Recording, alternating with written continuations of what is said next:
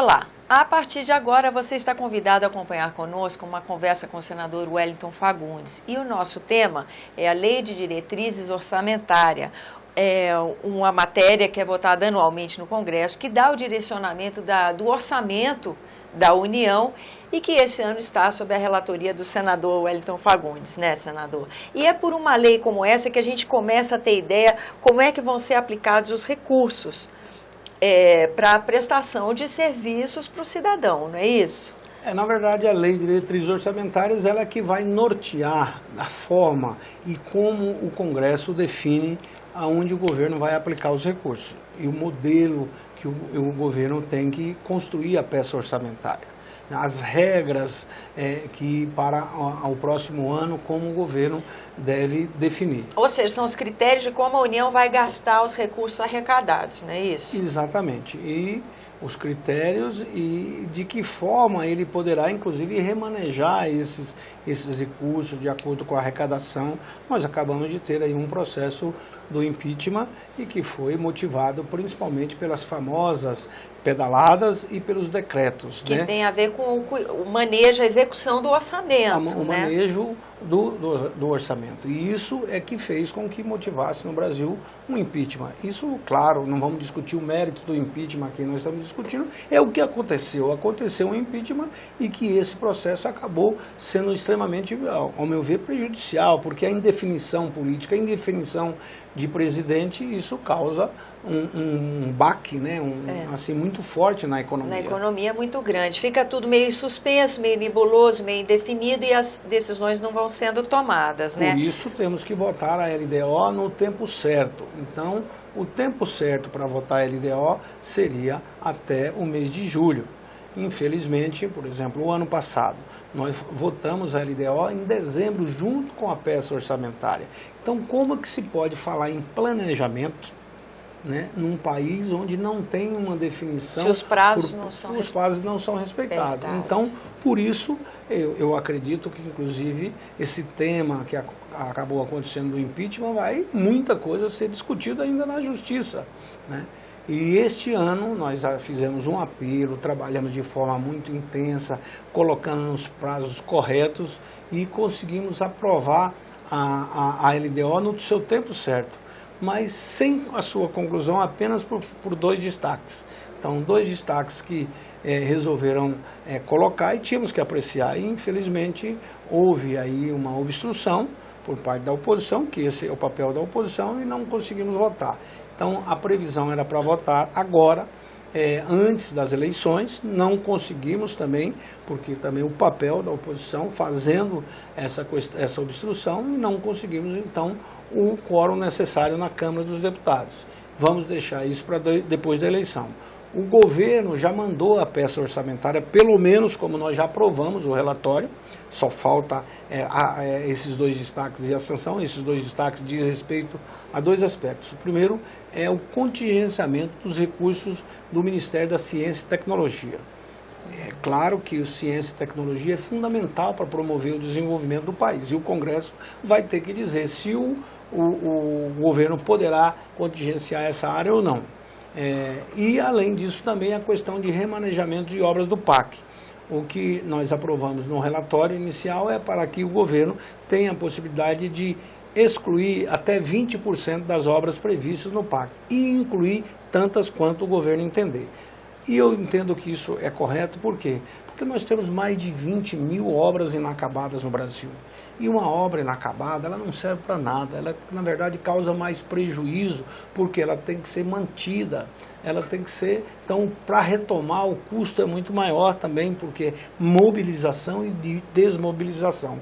Então, nesse momento de crise brasileira econômica, o governo tem que eleger as suas prioridades, e o governo tem que ter essa flexibilidade. Por isso, eu acredito que a gente vai votar, sim, esta questão. Um detalhe importante que está também no relatório, hoje que vai se discutir muito, é a PEC da contenção das despesas. Nós colocamos no relatório, principalmente a maior preocupação era em relação à educação e à saúde. No nosso relatório aprovado está previsto que o governo terá que aplicar todo o valor aplicado em 2016 na saúde e na educação, mais a correção monetária. Portanto, a inflação terá que ser acrescida. São mais 11 bilhões de investimentos previstos para 2017 na educação e na saúde, além também do salário mínimo, que é outro aspecto importante, porque o salário mínimo ele baseia principalmente o dia a dia do trabalhador. Então, nós também colocamos na LDO, para 2017, o governo terá que fazer a correção do salário mínimo mais do que a inflação, um ganho de 8,6%. Ou seja, teremos um salário mínimo corrigido mais do que a inflação. Então, vai ser mais um esforço para o governo. Mais um esforço, né? E outro aspecto também importante, Tânia, é a questão das obras. O governo, não falei de obras inacabada, o governo também não vai mais poder começar uma obra numa unidade do município, nem prefeito, nem governador, nem governo federal, cuja obra da mesma natureza ainda não esteja concluída. Vamos exemplificar. Tem lá uma unidade de uma escola, um hospital, qualquer obra que começou e não acabou. Vai começar uma outra obra da mesma característica? Não, vamos concluir aquelas obras que estão lá, e vamos usar o nosso esforço, vamos usar os recursos para concluir, colocar em funcionamento, depois começa a obra da mesma natureza. Já evita desperdício. Evita desperdício e evita, além do desperdício, porque muita obra inacabada ela fica lá causando problema, né? Vandalismo, a destruição do recurso público. E outro aspecto também que nós colocamos no orçamento, já está aprovado, é que todas as obras com valor de mais de 50 milhões de reais, o governo terá que ter o seu projeto executivo e o estudo de viabilidade técnica e econômica. Obras grandiosas, como Transposição de São Francisco, outras tantas obras, o governo não pode começar com um projeto básico. O que acontece hoje? Começa-se uma obra grandiosa dessa só com um projeto básico. Aí começa a execução, a obra que estava prevista em fazer por 50, custa 100, custa 200, custa 300, e aí... Inviabiliza a própria obra. Além de inviabilizar, vira os escândalos. Hoje nós temos aí, né, toda essa operação Lava Jato, enfim, tudo que está acontecendo no Brasil, porque exatamente muitas obras dessas não foram planejadas o ideal. Lá fora, nos Estados Unidos, na Europa, você gasta mais tempo fazendo um projeto do que na execução do projeto. Ou seja, para fazer um projeto, você tem que ter o detalhamento final, ir lá, saber tudo que vai ser as consequências daquilo e o custo também. Então, por isso é importante a gente fazer um planejamento ideal. E eu tenho dito, Tânia, que no Brasil o problema não é a falta de recurso, é a falta de planejamento. É a falta de... a gestão do recurso, né? Então, muito dinheiro é desperdiçado exatamente pela falta de gestão e pela falta de boa aplicação do recurso. Bom, cabem aqui então para mim duas perguntas. Senador, no início da sua fala, o senhor falou sobre essa questão do impeachment, esse momento difícil que abala a economia, e nós estamos chegando com essa lei de diretrizes orçamentárias nesse contexto. Durante o processo de impeachment, muito se advertiu, os partidos que hoje são a oposição, e na época era uma situação, advertiram de que um governo do presidente Temer iria comprometer políticas públicas. Pela LDO, a gente pode ter uma noção de como é que estão sendo direcionados os recursos. Pela LDO, dá para o senhor rebater uma afirmativa dessa? Ou concordar com ela? As políticas públicas estão comprometidas, elas mudaram de rumo, elas estão comprometidas a partir de um novo presidente? Como é que o senhor vê pela LDO? Olha, eu particularmente esperava assim, uma definição mais contundente do presidente. Eu não sei se o processo eleitoral municipal está fazendo com que o presidente ainda aguarde para tomar as medidas enérgicas que o país precisa.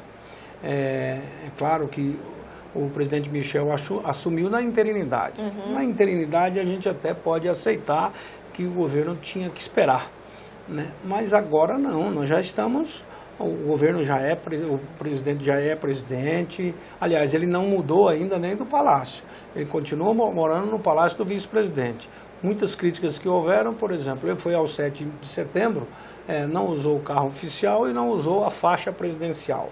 Olha, isso é simbólico? É simbólico, né? Então o presidente ele tem que mostrar para a população que ele é a figura principal, a humildade é importante, mas também ele tem que ter o rigor. o rigor de tomar as medidas certas na hora certa. E principalmente na questão econômica, não dá para esperar muito. É aquela história, começou, é a lua de mel. Mas a lua de mel tem um tempo, né? Ela não pode ser prolongada, sob pena de desgastar. Eu tenho fé, acredito, o Brasil precisa que o governo do presidente Michel dê certo, mas nós temos ainda muitas disputas partidárias, né? O PMDB é um partido muito grande, então ainda o governo tem que acomodar tudo isso, mas isso não pode demorar muito. O PSDB é outro partido também grande, que tem as suas dificuldades internas, e espero que pós-eleição municipal tudo isso esteja resolvido, porque o Brasil precisa de medidas enérgicas. Nós precisamos mostrar para a comunidade nacional e internacional, os investidores, que nós temos aqui segurança jurídica, que nós temos um rumo certo que a gente quer. Claro que medidas amargas terão que ser tomadas. E essas medidas não podem ser demoradas. Então, as reformas, como eu disse, política, ela não pode atrapalhar também que a gente se faça uma reforma tributária, uma reforma trabalhista que não venha, claro, tirar os direitos do trabalhador, mas que venha evoluir de acordo com o mundo moderno que nós temos hoje. Hoje, tudo que acontece aqui no Japão sabe-se ao mesmo tempo. Então, não dá para você viver com uma legislação da década de 40, de Getúlio Vargas, até hoje valendo. As relações humanas mudaram muito. Hoje é tudo informatizado. Então, não dá para você não aceitar que certos serviços, eles mudaram o estilo de ser. Às vezes, o cidadão trabalha dentro de casa. Como que é essa relação? Ele esteve lá em casa 24 horas por dia à disposição de uma empresa, tudo isso tem que estar muito claro. Esse dia eu vi um processo que o cidadão dizia que trabalhou 30 dias por mês, 24 horas. Isso é impossível, ele tem que dormir, ele tem que comer, ele tem que... né? Então não dá, inclusive, esses processos ficar rolando na justiça. Aliás, o custo da justiça trabalhista brasileira hoje, se você for ratear o custo pelo volume de ações e o direito do trabalhador, era melhor não ter a justiça e dar o dinheiro diretamente para o trabalhador. Então, hoje as empresas têm muita dificuldade nessa burocracia e não saber o que vai ser o dia de amanhã. Então, hoje a legislação está muito complicada, cada dia, dado a queda da receita do governo federal, do governo do estado, dos municípios, cada estado está fazendo os seus decretos e o empresário hoje, seja principalmente o pequeno e o médio, ele tem uma dificuldade infernal para poder estar de bem com a lei. Então, isso gera uma dificuldade muito grande. E quebradeira geral, empresas fechando, recuperação judicial que está acontecendo aí no dia a dia. E isso causa, encadeia, né, aquela história em cadeia, todo mundo vai sendo prejudicado. E é um tema onde o Congresso Nacional tem uma importância, né? Modernizar a legislação que dê segurança jurídica ao setor produtivo. O Congresso é decisivo, só que o Executivo, no presidencialismo, ele tem que tomar iniciativa. O executivo, ele acaba liderando o processo. O presidencialismo, ele é mais forte do que no regime monárquico. Porque no monárquico, normalmente o rei, ele não é ele que governa, é o primeiro-ministro. E não. O chefe de governo e chefe de Estado, né? São duas coisas diferentes. No presidencialismo, não. O presidente, ele tem os dois papéis. Tem todos esses dois papéis e ele tem uma força no parlamento, seja o presidente, o governador ou o prefeito. Ele tem uma força muito grande. Isso está previsto na nossa Constituição. E, infelizmente, nós temos uma Constituição que ela teve o viés parlamentarista, mas a população optou pelo presidencialista. O regime de governo é presidencialista, né? E fica aquela coisa meio híbrida. Bom, a gente está falando sobre orçamento, mas a questão da reforma política está tão presente, tão urgente, né, senador, que mesmo falando de outros temas, a gente acaba... É porque a peça orçamentária é votada pelo Congresso. Com certeza. Né? Então, se tem essas demoras, essas dificuldades, a oposição, ela tem o papel dela, mas principalmente quem é governo tem que consolidar no seu papel, né? No seu papel de vir aqui, enfrentar e votar. Caso contrário, nós vamos levar o país para um caos. Já passamos muito tempo, esse período do impeachment, mas agora não tem mais tempo. Até o final do ano, as medidas têm que ser tomadas e a economia ela tem que ser revigorada. Caso contrário, quem vai sofrer é o trabalhador. E eu tenho repetido isso, quem está lá na fila de espera num posto de saúde tem pressa. Quem está numa estrada esburacada tem pressa, ela quer a resposta de nós que fomos eleitos. Né? Tá certo. Né? Nós temos que responder, e o Congresso, claro, ele tem esse papel fundamental. Senador, eu queria agradecer a sua presença aqui no nosso programa e agradeço também a você que nos acompanha. Lembrando que esse é o programa Argumento, você é o nosso convidado a fazer sugestões e críticas ao trabalho da TV Senado pelo 0800 61 2211, que é uma ligação gratuita.